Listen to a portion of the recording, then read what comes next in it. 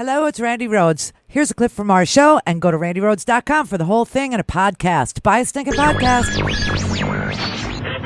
Mary had a little man. The fall. We believe that all men are created equal. To the magnificent mosaic that is America. From radio beacon to radio beacon. I have a dream today. Change has come to America. Believe me. Knock, knock. Who's there? It's a figment of your imagination. Randi Rhodes Show. Turn up your mind. Yeah, I don't think reparations for something that happened 150 years ago, for whom none of us currently living are responsible, is a good idea. We've, tried to deal with our original sin of slavery by fighting a civil war, by passing landmark civil rights legislation. We've elected an African-American president. I think we're always a work in progress in this country, but no one currently alive was responsible for that. Okay. So Mitch McConnell thinks that the Republicans are responsible for civil rights legislation and, the fact that we fought a civil war. I will say back in the 1850s, the GOP were the good guys. The Republicans were the good guys. So, yeah, times certainly have changed. And, at least he said original sin. That, he said it with a smirk, but that is probably as close as you'll ever get to, any kind of reparations from Mitch McConnell if you're not a billionaire or a corporate CEO, I don't think he realizes that the civil rights legislation that we applied and the Civil War that we fought against slavery were both fought tooth and nail and gunpowder and blood by Southern politicians exactly like him. I love the way these Republicans take credit for being the Republican Party of yesteryear. After civil rights, got to tell you, all the Dixiecrats, all the Southern Democrats became Republicans. Hence, you have this party of, Republicans that don't want to hear jack crap about wealth inequality in this country, or the history of this country, or the current history of this country with payday lending and, the amount of people who were sold, these liar loans that lost their houses in the last crash of 2008. It's just Southern senators like Mitch McConnell of Kentucky fought, and they're still trying to put some sort of a question on the census to try and increase the influence that white men have in the drawing of maps to choose representation. I mean, they're still doing it. I gotta say, we elected an African-American president, though. That was just like, oh yeah, there's your compensation, colored people. There you go. We made one of you president despite all the laws of God and nature against doing such a thing. I mean, That was just Van Newkirk from The Atlantic. He was asked to comment on that. The thing that really gets me is that comment about President Obama. The fact that Senate Majority Leader McConnell seems to believe that Obama himself was reparations. That's a tough one to me. I think it was a big thing for African Americans, but 40 acres and a Barack Obama, I don't know that's how that works. But the whole thing, it was so long ago. That's not what reparations has ever been about. It's not about who or what person necessarily is responsible. It's the fact that the United States government built a government and an economy that sustained itself off the back of slavery and then Jim Crow. Free labor. Jim Crow, my grandmother was a grown woman with kids when she could vote legally for the first time. So, that's what we're talking about here. Not just something, so long ago, and we got Obama because of it. Who Mitch McConnell said his entire goal was to make him a one-term president. Defeating Obama was Mitch McConnell's entire reason for getting out of his, his sleep number bed in the morning. I mean, honestly, this is so sick. And he deprived a sitting president of his Supreme Court nominee. I mean, literally deprived this country of a man that we had just elected. You know, he was only there for 7 years, still had a whole year to go of being president of the United States. And Mitch McConnell just disrespected him to the point where he just said, no, I am not going to have a hearing in the Senate. I'm not going to listen to Merrick Garland. We're just going to hold that seat open for a white guy. I mean, that's just a fact. We have all this violence in this country perpetrated on people of color to this minute by white supremacists. Yesterday, there was a big report that said that 98% of all extremist violence in this country is committed by white supremacists. That's number one.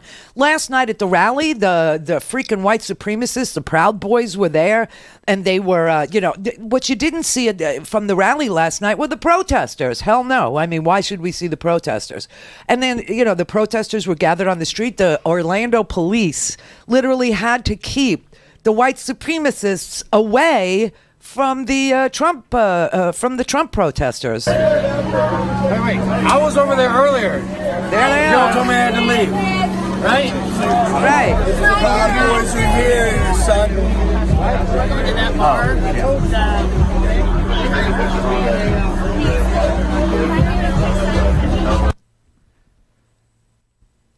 Orlando, you didn't send your very best. When you send people to Orlando, they're not sending their very best. They're sending murderers and rapists and, violent criminals they're sending. Maybe we ought to round them all up. I mean, it's unbelievable. And all H.R. 40 says, all this 1989 piece of legislation says, is maybe we should talk about what causes inequality and the perception of danger and all the other things attached to being black in this country, to the point where parents have to have the conversation with their young black sons about the police. How many videos am I going to have to play you where a bystander is trying to save the life of a person who is unarmed, and the police have like all this firepower out? How many videos? I mean, how many times are we going to hear, I can't breathe? How many times are we going to see like, a 13-year-old, a 12-year-old with a toy gun, and the police pull up right alongside, bam, just boom. I mean, obviously there's a problem. H.R. 40 is just a conversation. That's all it asks for, is a commission to look at our society and figure out why, who, what, where, and when this inequality starts and how to end it. That's it. And how many times have people we need a conversation? Well, this would be the actual conversation. This would be a congressional conversation. This would be a legitimate conversation by people, and include people on the panel who have studied this issue for many, many, many years and understand what mass incarceration has done to an entire community of poor people. They're talking about, Manafort was supposed to go to Rikers Island, which is obviously one of the most horrendous prisons we have. It's in New York. It's right off of New York City. There's this one little road that goes to Rikers, and nobody else can go there. And it's dirty, and it's disgusting, and it's dangerous. And Manafort was supposed to go there. And they were going to provide him with, a special room so that he didn't have to be in the general population. And I just want you to know, most of the people in Rikers Island are just poor people who haven't been convicted of anything. They just can't afford to be out on bail while awaiting trial. And some of them have been there for 5 years, 4 years, 6 years. Innocent people. Connect. To speak to Randi, call 561-270-3844. 561-270-3844. Mr. Coates, based on your monumental essay in the Atlantic magazine, The Case for Black Reparations, could you please describe briefly some of the continuing impacts and vestiges of the enslavement era on living African Americans today? So first, Mike. First of all, one of the things I tried to make clear in my testimony is that we perceive the era of enslavement, the era of Jim Crow, and in fact, I would actually even add the era of mass incarceration as separate things that are somehow not tied to each other. The greatest damage that enslavement did, besides the economic damage, besides the normalization of torture, of rape, besides the normalization of treating people as though they are things, is the institution in the American mind that black people are necessarily inferior. In 1865, when black people were emancipated, that belief did not magically dissipate. It proceeded for 100 years afterwards. It proceeded, as I said in my testimony, well into the lifetime of many panel members, Majority Leader Mitch McConnell, and then many of the people who are here in this audience. And so it's not a matter of the past. These things are linked. It's been said, I think, or alluded to repeatedly throughout this conversation that somehow wealthy African Americans are immune to these effects. But in addition to the wealth gap that's cited, one thing that folks should keep in mind is that quote-unquote wealthy African Americans are not the equivalent of quote-unquote wealthy white Americans in this country. The average African American family in this country making $100,000, which is, decent money, actually lives in the same kind of neighborhood that the average white family making $35,000 a year lives in. That is totally tied to the legacy of enslavement and Jim Crow, and the input and the idea in the mind that white people and black people are somehow deserving of different things. If I injure you, the injury persists even after I actually commit the act. If I stab you, you may suffer complications long after that initial actual stabbing. If I shoot you, you may suffer complications long after that initial shooting. That's the case with African Americans. There are people well within the living memory of this country that are still suffering from the after effects of that. Thank you very much. I yield. So that's kind of how it went on the Democratic side of the aisle today with regard to H.R. 40, which is just it's a bill that would set up a commission to study the effects of slavery, Jim Crow, mass incarceration, voter suppression, redlining, the stealing of land, white supremacists, just to have a little look-see and figure out why it is that when we live in a country where the unemployment rate is 3.9%, the African American unemployment rate is still 6.2%. Now, Donald Trump will scream and yell, oh, it's so good. The black unemployment rate is so good. It's so good. It's up. It's up, black unemployment. It went up from 5.9% a year ago. It is now at 6.2%. Did you see that? Yeah, I know. Just in case you heard the little what that was, we're under a tornado warning.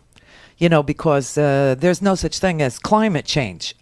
I'm in Florida. We're under a tornado warning. And the lights just went on and off is what that was.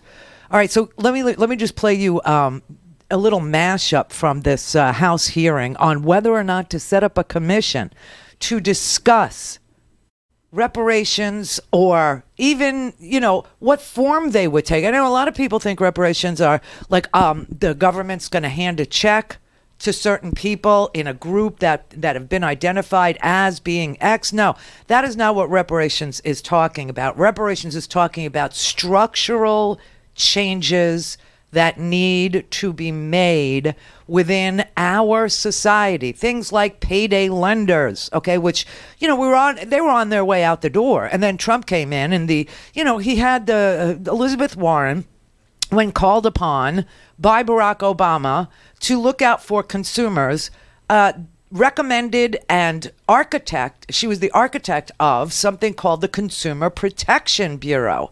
And she didn't head it, okay, but because they would not confirm her. You understand the Republican Senate would not allow Elizabeth Warren, they would not confirm her to be the head of the Consumer Protection Bureau. So she, instead of whining or moaning or complaining, she decided, okay, then I'll run for the Senate because the Senate won't confirm me. I will become a senator. Elizabeth Warren is not a political animal. Elizabeth Warren is a law professor. Elizabeth Warren is a teacher at the very core of her being. And she is somebody who cares about consumers being protected from these multinational, international, whatever you want to call them, lenders that prey upon people with a bad credit score, right? I mean, it's so counterintuitive, right? If you can't afford to pay your bills to the point where, you're making a choice every month, do I pay the rent or do I pay the car payment or do I buy food? Well, one of those is going to suffer.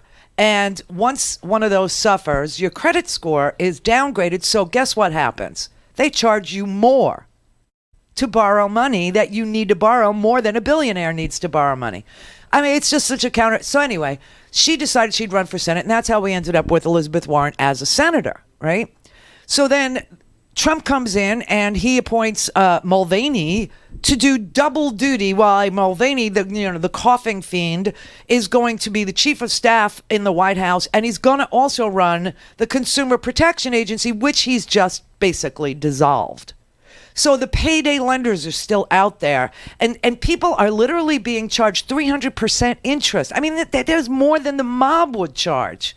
People who can least afford it are being charged just to get access to cashing their paycheck because they can't open a bank account. I mean, the whole situation, the whole system is broken, and everyone knows it.